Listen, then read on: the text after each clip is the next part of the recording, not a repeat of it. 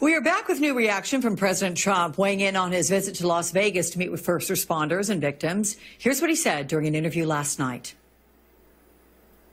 The hospital workers, they have done such an incredible job. The sheriff and the Las Vegas Metropolitan Police, the job they've done out there has been really incredible. And joining me now, Marc Morial, former mayor of New Orleans and president and CEO of the National Urban League. Marc has an op-ed in the organization's weekly newsletter titled "Thoughts and Prayers Are Not Enough to End Gun Violence." He says each incident stands as a rebuke to our priorities as a nation. Marc, big welcome to you. Conversation I expect we're going to have here. I want to first get your reaction to the president and the White House's handling of the mass shooting. And do you have any sense for how the president wants to tackle gun control, or does he? The problem we have in America today is that the gun lobby has a stranglehold on Washington. And this has prevented any meaningful action on what I call gun safety, since whether it was Sandy Hook or whether it was Mother Emanuel, now Las Vegas, the mass shootings that cry out for some action from Congress to put some safety measures in place when it comes to firearms in the United States. That stranglehold is why right now the rifle lobby is pushing a national effort to gut conceal and carry laws in states across the nation. So this is the time for the nation to stand up. This is the time for the Congress to align itself and the president to align itself with what I think are the sentiments of people across the board. Now, the gun safety movement in America, while it's been thwarted in Congress, has made great progress in states across the nation. I think there are 19 states that have a background check measure in place. There are many states, 20 plus, that have placed controls on keeping guns out of the hands of domestic abusers. So our problem is political in America today. Now, I hope, we always hope that there could be some action, but those of us who've been on the front lines in the gun safety movement have to continue to push and press and prod.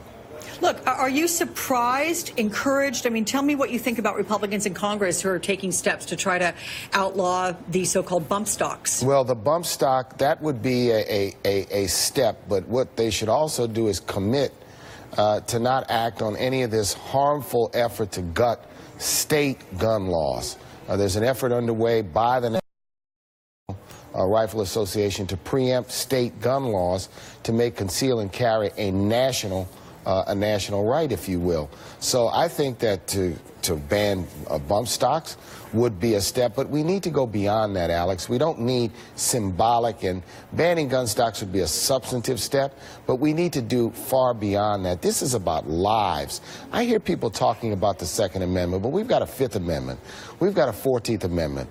People have a right to be safe. People who go to enjoy themselves at a music concert or at a church or at a kindergarten deserve to be safe, and if we can save one life, then gun safety legislation will be worth its weight. And you know what? I want to pick up on the one life remark there, because the fact is, every day across this country, individual lives are lost due to gun violence.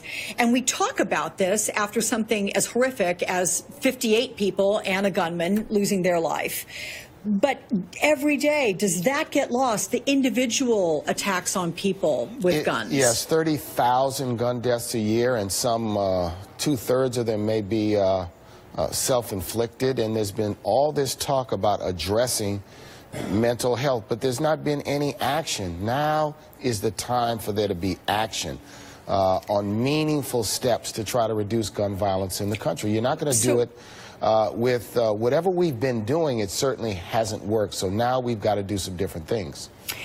So in terms of action, and for some this is going to defy a sense of logic, you have Congressman Steve Scalise, who nearly died after a shooting. He says his experience, as well as the Las Vegas shooting, actually fortifies his views against gun control. I mean, how do you combat that thinking? What do you see as a disconnect when it comes to gun control? Well, I want to send, I've known Steve for 20 years. We've not been politically aligned, but we've been friends from Louisiana politics.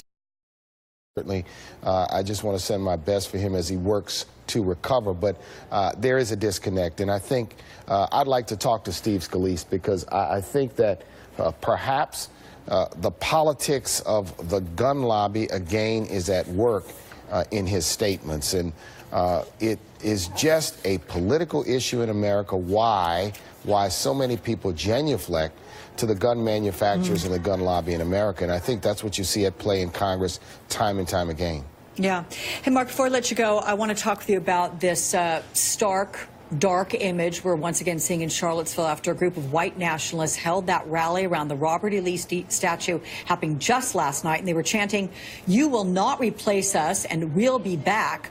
There's no reaction yet from the president on this, but is there any way to combat this apparent emboldening by white nationalists? People of goodwill have to speak out and speak up and say that white nationalism, the Ku Klux Klan, the effort to sort of put the vestments of the alt-right on top of it is inconsistent with what this country is all about. Now, they've got a right to protest, right, peacefully. I'll never, ever say that we should deny them that right. But people of goodwill cannot be silent.